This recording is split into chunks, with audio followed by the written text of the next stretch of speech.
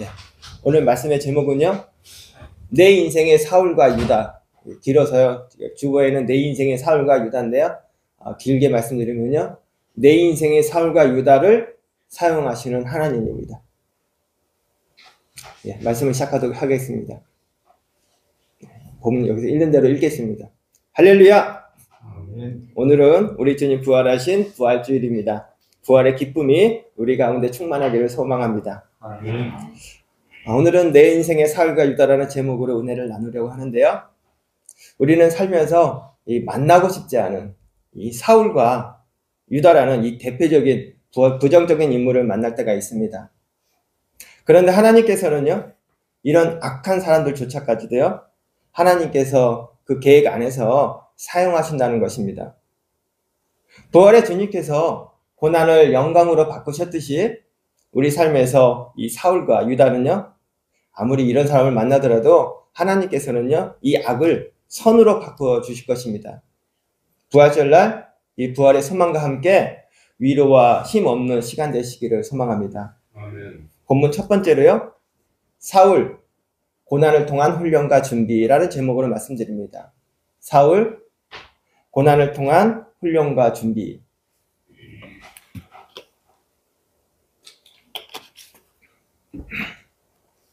먼저 우리가 시오 기도에서 보고 있는 구약 사무엘 상서에 나오는 이 사울 왕과 다윗의 이야기를 살펴보겠습니다. 다윗은 원래 목동이었습니다. 그런데 하나님의 부르심을 받아 이스라엘 왕으로 기름 부음을 받았습니다. 그리고 성령이 충만한 다윗이 이제 골리앗을 무찌르고 용사가 되어서 전쟁마다 승리하자 온 이스라엘 백성이 그를 사랑하게 되었습니다. 그런데 그때부터요, 이 당시 왕이었던 이 사울 왕의 시기와 질투가 시작되었습니다. 우리 사무엘 상서 18장 7절에서 8절 3절 읽겠습니다. 9절까지 읽어야 되는데요. 읽겠습니다. 시작. 여인들이 뜨놀며 노래하여 이르되 사울이 죽인 자는 천천히요 다윗은 만만이더라 한지라. 사울이 그 말에 불쾌하여 심히 노하여 이르되 다윗에게는 만만을 돌리고 내게는 천천만 돌리니 그가 더 얻을 것이 나라 말고 무엇이냐 하고 그날 후로 사울이 다윗을 주목하였더라. 아멘. 이 사울 왕이요, 이 다윗을 주목한 이후로요, 다윗의 인생이 이제 순탄하지 않았습니다. 이 큰 교회에 가면요, 이런 전설적인 이야기가 있습니다. 이 30-40년 목회하셔갖고 이 말씀에 이제 힘이 빠진, 보통 목사님도 그런 얘기 하시더라고요. 4년에서 7년이면 바닥이 난답니다, 말씀에. 그래서 한 7년 정도면 이렇게 한 번씩 옮기는 것도 좋다, 그렇게 이제 말씀을 하시더라고요. 그리고 또 성도님도 지루해 하시고 그런 말씀 하시는데 저는 아직 안 해봐서 모르겠습니다. 근데 보통 3-40년 하면요, 이제 말씀에 힘이 좀 빠집니다. 그런데 이 새로 오신 부목사님께서 이 새벽 설교 말씀에서 홈런을 한번 탁 때립니다. 그러면 성도님들이요, 우리 목사님은 만만이요, 천천히요, 그리고 부목사님은 만만이라 하고 노래를 부르게 된다고 한답니다. 그날 이후로 담임 목사님은 이제 부목사님을 이렇게 눈여겨보게 되고요. 그렇게 되면 이제 부임한 교회에서 이 부목사님이 오래 버티지 못한다는 이 전설적인 이야기가 있습니다. 그래서 새로 부임한 부목사님은요, 항상 이 담임 목사님보다 이 한 달개 아래 설교하려고 노력하고 있고요. 또 혹시라도 그렇게 했는데도 우리 부목사님이 만만이다 하는 노래를요, 아주 싫어한다고 합니다. 그런데요, 요즘은 어떤지 아세요? 이거 옛날 이야기입니다. 요즘은 제가 겪었을 때는 어떤 식으로 하냐면요, 유튜브 조회수로 나오는 것 같아요. 잠깐 쉬어가면서 말씀드리면, 제가 이제 담임 목사님의 이제 비서 전도사였고 또 방송실에서 일했잖아요. 그러면 이제 부목사님이 한번 설교를 탁 터뜨리면요, 조회수가 막 올라갑니다. 그러면 담임 목사님이 조회수를 보세요. 연세가 많으신데도 어떻게 그걸 아셨는지 조회수를 보고 이거 왜 이러냐 이렇게 이제 물어보시죠. 그러면 이제 어떤 조치를 하라는 뜻이죠. 그러면 이제 제가 부목사님한테 가서 그럽니다. 부목사님, 제가 유튜브 계정 하나 만들어 드릴게요. 그래요. 그러면 이제 부목사님께서 이해를 못 하셔서 저 그런 거 필요 없다고 뭐 유튜브 계정 왜 필요하냐고 그러십니다. 그러면 아니요, 유튜브 계정 만들면 정말 좋아요. 개인적으로 영상도 올리고 되게 좋습니다. 그러면 안 만드신다 그러면 제가 눈을 찡긋합니다. 그러면 그때 이제 무슨 말 뜻인지 알아요. 그래서 이제 뭐 목사님 얘기는 전혀 안 하죠. 그리고 이제 유튜브 계정을 하나 만들어 드립니다. 그러면 영상이 반으로 쪼개지게 됩니다. 그러니까 같은 영상이니까 외부에 나가는 거는 이제 본인의 유튜브 계정으로 노출시키고요. 교회 내에서 보는 거는 이제 조회수가 반으로 딱 줄어들죠. 그러면 이제 담임 목사님의 시기 질투가 없어집니다. 그럼 우리 부목사님이 계속 자리 잡을 수가 있어요. 그런데 문제는 어느 날 담임 목사님도 스스로 조회수가 이렇게 떨어질 때가 있어요. 그러면 또 이제 말씀하시죠. 이것도 왜 이러냐고 또 말씀을 하세요. 근데 그 방법은 또 어떻게 하냐면요. 이제 유튜브 우리 조회수 있잖아요. 그 조회수가 사실은 조회수가 아니고 클릭수입니다. 클릭수.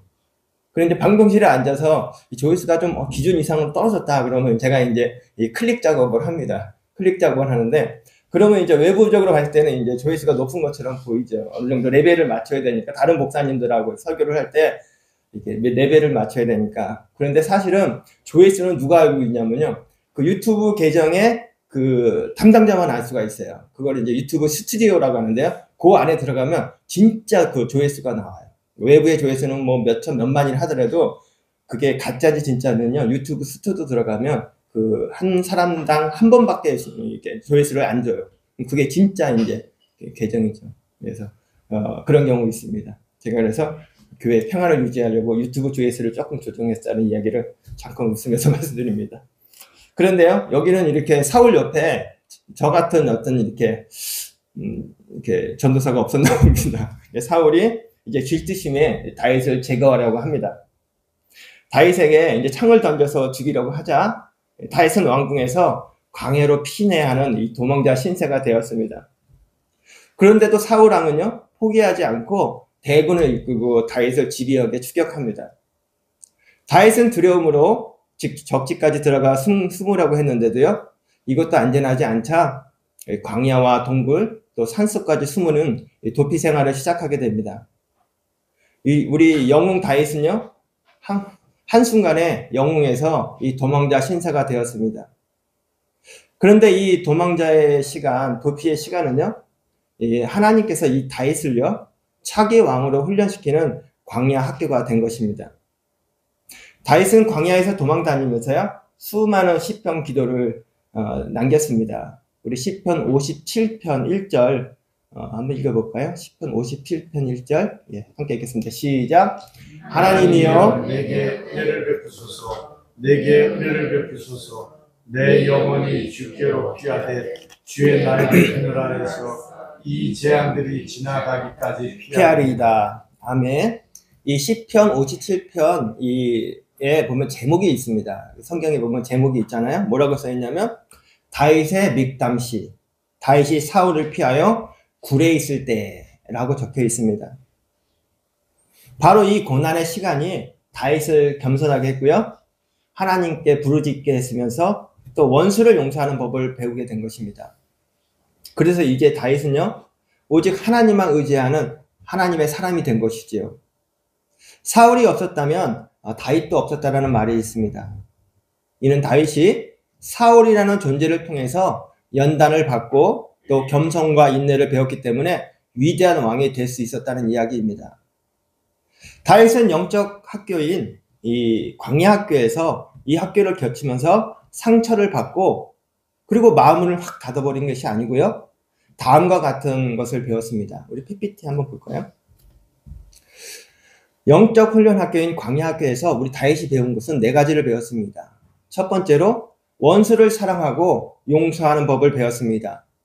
다윗은 자신을 끊임없이 죽이려고 한 사울을 끝까지 해치지 않고 선대했습니다. 따라서 원수까지 품는 이 사랑의 모습을 보여준 것이죠. 두 번째로 권위에 순종하고 존중하는 태도를 배웠습니다. 비록 사울왕이 타락했을지라도 하나님이 세우신 권위임을 인정하여 함부로 대하지 않았습니다. 하나님께 속한 것이니까 하나님께 맡긴 것이죠. 세 번째로 하나님을 의지하는 믿음을 배웠습니다. 사람의 도움보다는 하나님의 도우심을 구하며 시편으로 기도했고요. 어떠한 절망 속에서도 하나님에게만 피했고요. 하나님만이 자신의 산성임을 체험했습니다. 네 번째로 하나님의 때를 기다리는 인내를 배웠습니다. 하나님께서 이미 자신을 왕으로 세우셨다는 이 약속을 받았지만 성급히 그 자리를 쟁취하려고 하지 않고요. 하나님의 때를 기다린 것이죠. 사실 이 모든 것이요, 이 사울이라는 걸림돌이 있었기 때문에 가능하게 된 것입니다. 사울로 인한 고난은요, 다윗을 망하게 하지 못했습니다. 오히려 다윗을 더욱 하나님의 마음에 합한 사람으로 빚어갔고, 결국 하나님의 약속대로 때가 됨에 따라서 이스라엘 왕이 되었습니다.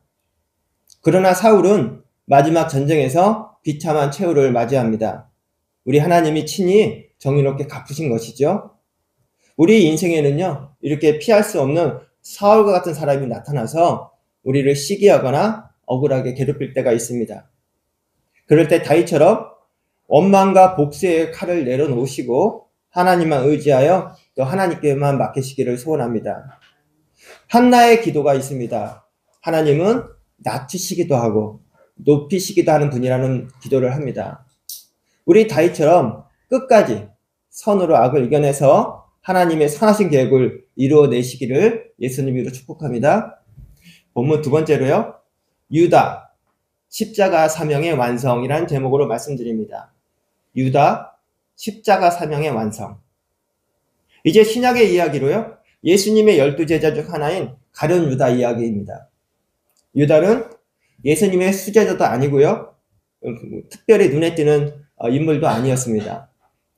그러나 12제자 중 한 사람으로 예수님과 항상 함께 다녔기 때문에 겉으로 볼 때는요, 다른 제자들과 별반 다르지 않아 보였습니다. 이 즈음에 대제사장들은 예수님을 제거하려는 음모를 꾸몄고요, 유다는 은 30냥에 자신의 스승을 팔기로 계약을 합니다. 유다는 결국요, 사탄의 도구가 되고 만 것이죠. 우리는 지난 사순절 기간에 최후의 만찬 자리에서 제자들의 발을 하나하나 씻어주시며 섬기시는 예수님의 모습을 보았습니다. 그 발 중에는요, 바로 이 예수님을 팔아넘긴 유다의 발도 포함되어 있었습니다. 그러나 예수님은요, 끝까지 유다를 미워하지 않으시고 마지막 순간까지 유다를 친구로 불러주셨습니다. 배신자의 발까지 씻어주시는 그 사랑을 베푸신 것이죠. 우리 예수님, 유다가 어떠한 일을 꾸미고 있는지 너무나 잘 아셨기 때문에 너희 중 하나가 나를 팔리라 라고 말씀하셨습니다. 제자들은 놀라서 주여, 저는 아니지요 라고 묻기 시작했습니다. 유다도 그 중에 하나로 서서 끝까지 모른 척하면서 라비요, 저도 아니지요 라고 묻는 이 가증스러운 모습을 보입니다. 그러나 우리 예수님, 유다의 배신을 허락하십니다. 우리 요한복음 13장 27절 읽어볼까요? 시작. 조각을 받은 후 도 사탄이 그 속에 들어간지라. 이에 예수께서 유다에게 이르시되 네가 한 일을 하라 하시니. 아멘. 우리 예수님, 유다의 배신을 제거하지 않으시고요, 오히려 할 일을 빨리 하라고 하십니다. 우리 예수님은요, 그래서 스스로 잡히신 것이고요, 십자가의 사명을 완수하신 것입니다. 그리고 예수님을 배신한 유다는 사울과 마찬가지로 비참한 최후를 맞이하는데요, 유다는 뒤늦게 후회하고 받은 돈을 돌려주려고 했지만 이 종교 지도자들은 네가 알아서 해라고 비웃습니다. 유다는 예수님을 팔아넘긴 돈을 성전 바닥에 집어던지고 나와서는 스스로 목숨을 끊는 비극적인 결말로 맺습니다. 그런데요, 유다의 예수님을 팔아넘기는 이 배신 행위가 도리어 하나님의 구원 계획을 이루는 데 쓰인 것입니다. 하나님께서는 유다의 악한 배신과 또 사람들의 죄악을 십자가와 부활이라는 놀라운 선으로 바꿔놓으신 것이죠. 이것이 바로 하나님의 섭리요 능력인 것입니다. 우리가 오늘 부활주일에 이렇게 기뻐할 수 있는 것은요, 바로 예수님께서 유다의 배신과 또 십자가의 고난을 이겨내시고 마침내 부활하셨기 때문입니다. 이로써 하나님의 구원 역사는 완성되었고 우리는 죄사함과 또 영생의 길이 열린 것입니다. 가룟 유다는 분명 악을 선택했지만 하나님은 그 악까지도 사용하셔서 선을 이루신 것입니다. 예수님께서 팔리시고 또 십자가에 달려서 고통을 당할 때 아마 이 악한 영, 사탄은요, 회심의 미소를 띄우면서 예수님이 죽었으니 끝이다 라고 생각했는지도 모릅니다. 하나님은 도리어 예수님을 살리셔서 도리어 영원한 승리를 선포하신 것입니다. 십자가 없이는 부활도 없다라는 말이 있습니다. 고난 없이 영광도 없다라는 뜻이죠. 유다의 배신과 예수님의 십자가라는 이 최악의 상황이 없었다면 인류 구원의 부활도 이 아침도 없었다는 것입니다. 이처럼 가장 어두운 밤도요, 가장 밝은 새벽으로 바꾸시는 우리 이대한 하나님을요, 우리도 할렐루야로 찬양합니다. 네. 본문 세 번째로요, 내 삶 속의 사울과 유다를 하나님의 섭리로 바라보자 라는 제목으로 말씀드립니다. 내 삶 속의 사울과 유다를 하나님의 섭리로 바라보자.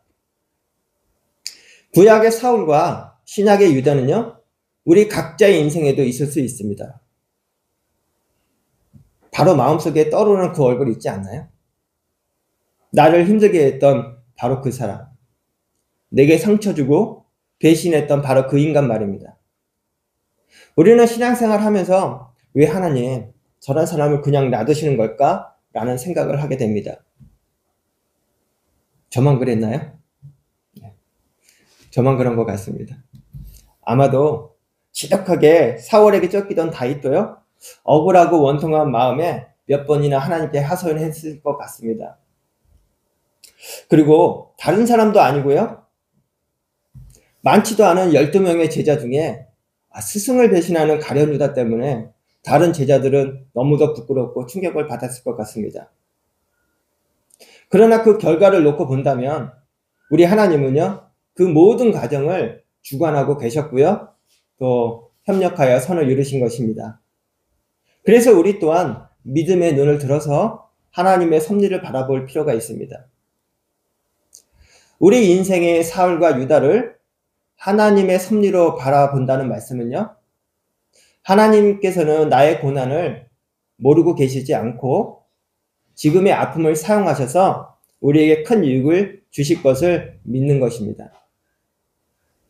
오랜만에 우리 이 말씀 한번 따라해 볼까요? 내 인생의 사울과 유다를 하나님의 섭리로 바라보자. 하나님의 섭리로 바라보자. 아멘. 우리 로마서 8장 28절도 한번 읽어보겠습니다. 시작. 우리가 알거니와 하나님을 사랑하는 자 곧 그의 뜻대로 부르심을 입은 자들에게는 모든 것이 합력하여 선을 이루느니라. 아멘. 여기서 모든 것은요, 기쁜 일뿐만이 아니고요, 슬프고 힘든 일, 심지어는요, 악한 사람들이 우리에게 행한 모든 일까지 포함됩니다. 선하신 하나님께서는 우리의 상처와 어려움을 잊지 않으시고 결국 선한 열매를 맺게 하실 것입니다. 그래서 우리는 고난 중에서라도요, 소망의 끈을 붙들 수 있는 것입니다. 물론 이 현실의 고통이 쉽게 사라지지는 않을 것입니다. 사울이 다윗을 수년간 쫓아다녔듯이요, 우리를 힘들게 하는 상황이 오래 지속될 수도 있습니다. 그러나 다윗을 회복시키신 하나님께서 우리 인생도요, 동일하게 역사하고 계시고 때가 되면 모든 것을 공의로 재판하실 것입니다. 마치 다윗이 사울을 피해 도망 다니는 동안 여호와 이레의 하나님이 보면 이렇게 돕는 사람을 붙여주시죠. 그리고 때로는 환경을 통해서 다윗을 항상 새롭게 준비하셨듯이 우리의 삶도 도와주는 여호와 이레의 축복과 또 환경의 복을 받게 될 것입니다. 혹시 내게 상처 준 그 누군가를 지금도 용서하기 어렵고 또 이해하기 어려워도 하나님께 맡겨보시기를 원합니다. 미운 마음이 한 번에 완벽히 사라지지 않더라도 억지로라도 하나님, 제가 저 사람을 용서하기를 원합니다. 제 상처를 싸매주시고 저 사람도 불쌍히 여겨주옵소서 라고 기도해 보시길 원합니다. 다윗이 사울에게 그렇게 했고요, 예수님이 유다를 향해 보이신 태도가 바로 그랬습니다. 우리 주님 말씀하셨습니다. 너희 원수를 사랑하며 너희를 박해하는 자를 위하여 기도하라고 말씀하셨습니다. 우리 모두 그 예수님의 말씀에 함께 따라 걷기를 예수님 이름으로 축복합니다. 나가는 말씀입니다. 우리는 또 한편으로요, 우리 자신이 혹시나 누군가의 사울이나 또 유다가 되지 않도록 또 늘 깨어 있어야 할 것 같습니다. 혹시 내 안에 있는 이 교만이나 시기가 누군가에게 상처를 주고 있지는 않는지, 혹은 내 안에 있는 이 불순종과 불평, 불만, 핑계가 다른 사람을 해치고 있지 않은지 돌아봐야 할 것 같습니다. 사울과 유다의 모습이 혹시 남의 이야기가 아니라 내 안에도 있을 수 있다는 사실을 기억하시면서 우리는 늘 겸손히 하나님 앞에서 자신을 살펴야 할 것 같습니다.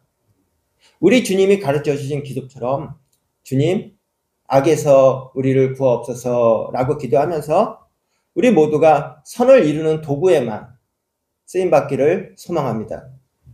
부활신앙은요, 절망을 희망으로 바꾸는 능력입니다. 악한 영의 계획을 깨뜨리고 선한 계획을 완성시키는 우리 하나님을 신뢰하는 것이죠. 우리 삶의 때로는 사울과 같은 방해꾼이 있고 유다 같은 배신자가 있지만 하나님 손에 붙들리면 그조차도 내 삶의 간증거리가 되고 축복의 통로가 될 줄로 믿습니다. 지금은 이해할 수 없어 눈물을 흘릴지라도 훗날 하나님이 이루실 선을 기대하시면서 믿음으로 걸어가시는 저와 성도님 되시기를 예수님을 축복합니다. 말씀을 맺도록 하겠습니다. 부활절은 우리 절망을 이기신 하나님의 승리를 선포하는 날입니다. 정말 기쁜 날입니다. 그러므로 부활신앙을 가진 우리는요, 어떤 상황에서도요, 낙심하지 않을 이유가 있습니다.